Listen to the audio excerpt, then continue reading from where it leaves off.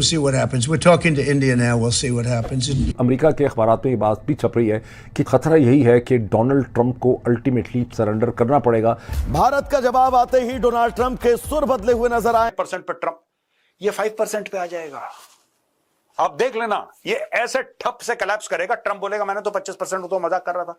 China और India भी close होते जा रहे हैं, वो रिक बना रहे हैं, रशिया, इंडिया, चाइना, ये भी मसला हो सकता है। इसलिए अमेरिका की नहीं सुनी ने कि अमेरिका इस टाइम दोगली पॉलिसी कर रहा है ना। वो कैसे? वहाँ मसला ये है कि डोनाल्ड ट्रंप ये चाहते हैं कि हिंदुस्तान की जो एग्रीकल्चर मार्केट है, हिंदुस्तान की जो ऑटो मार्केट है, जो ऑटो पार्ट मार्केट है, और जो उसमें अमेरिका की कंपनीज को जो है एंट्री मिले।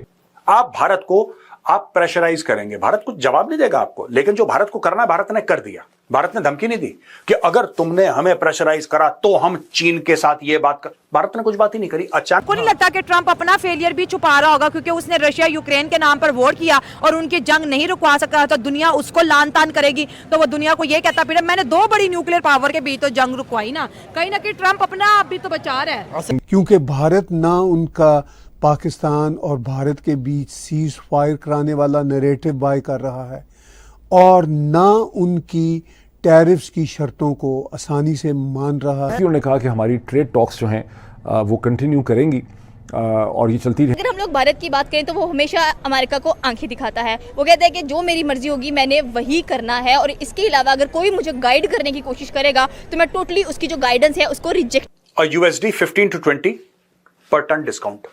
भारत को पर टन में $15 से लेकर $20 का डिस्काउंट मिला है चीन से। चीन ने बोला हम सस्ते दामों में भारत को देंगे। भारत ने बोला यस, क्योंकि साहब भारत तो ऑलरेडी खरीद ही रहा था, महंगे दामों में ब्राजील और अर्जेंटीना से खरीद रहा था। भारत ने चाइना से खरीद लिया। अब डोनाल्ड ट्रंप क्या करेगा?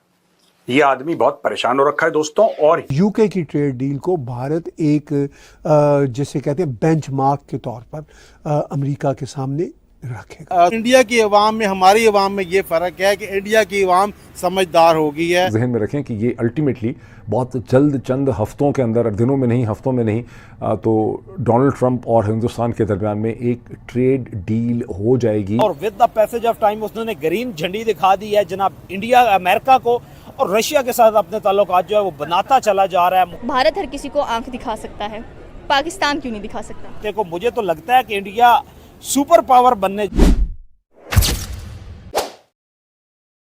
नमस्कार दोस्तों, जय हिंद।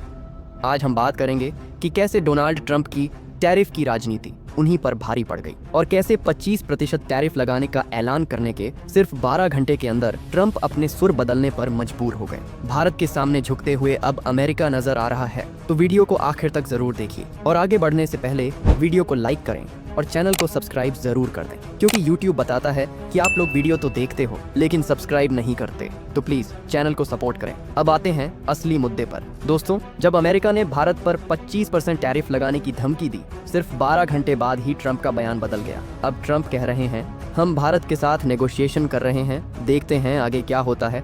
मतलब साफ है, ट्रंप भारत को धमकाकर अपनी शर्तों पर ट्रेड डील करवाना चाहते थे। कभी टैरिफ की धमकी तो कभी पाकिस्तान के साथ झूठी डील की अफवाहें फैलाकर भारत पर दबाव बनाने की कोशिश। लेकिन शायद ट्रंप भूल गए हैं, ये नया भारत है जो किसी के आगे झुकता नहीं है। भारत ने अमेरिका को साफ साफ बता दिया है कि अगर दबाव बनाने की कोशिश की गई तो जवाब भी वैसा ही मिलेगा। भारत ने रूस और चीन के साथ अपने ट्रेड और भी मजबूत कर लिए हैं। हाल ही में खबर आई है कि भारत ने लाखों metric ton crude soya oil Cheen से खरीदा है, जो पहले साउथ अमेरिका से खरीदता था, वो भी $20 प्रति टन की छूट पर। यानी भारत अब सिर्फ और अपने लोगों के हित में फैसले ले रहा है। अब न तो अमेरिका का डर काम कर रहा है और न धमकियां। डोनाल्ड ट्रंप को समझ में आ गया है, जितना भारत को प्रेशर में डालने की कोशिश करेंगे उतना ही भारत और मजबूत होकर सामने आएगा, और इसीलिए अब ट्रंप के सुर बदलते दिख रहे हैं। तो दोस्तों, आपको क्या लगता है, क्या भारत को और ज्यादा मजबूती से अमेरिका के इन दबावों का जवाब देना चाहिए? नीचे कमेंट में अपनी राय जरूर लिखिए। जय हिंद। पूरा का पूरा जो सीज फायर की कहानी है ना, ऑपरेशन सिंदूर की, ये इस ट्रेड डील से डायरेक्टली लिंक्ड है, और इसीलिए मोदी जी ने स्मार्टली को जवाब ही नहीं दिया। ये बड़ा स्मार्ट स्टेप था। मोदी जी ने बोला ठीक है भाई, तू देखो, हम तुम्हें बोलने से तो रोक नहीं सकते। और जो भी कह रहे हैं कि मोदी जी वो क्यों बोल रहा है, ट्रंप क्यों बोल रहा है, अरे यार ट्रंप क्यों बोल रहा है, उसमें मोदी जी क्या कर लेंगे, उसमें राजनाथ सिंह जी क्या कर लेंगे, उसमें डॉक्टर जयशंकर साहब क्या कर लेंगे, चाहे वो यूएस का प्रेसिडेंट होना हो। आप रोक सकते हैं, हम नहीं रोक सकते। ये देखिए साहब, ट्रंप ने यहां पे ये करा। अब जब जब अमेरिका धक्का दे रहा है भारत को, या धक्का इन द सेंस कि ना, धक्का इज अ रॉन्ग वर्ड, मुझे ऐसा लगता है, मुझे कहना चाहिए कि जब जब अमेरिका प्रेशराइज कर रहा है भारत को, तो चाइना और भारत के संबंध धीरे धीरे ठीक हो रहे हैं। अब उदाहरण के लिए ये देखिए साहब, 1.5 lakh metric ton crude soya oil China से भारत ने खरीद लिया।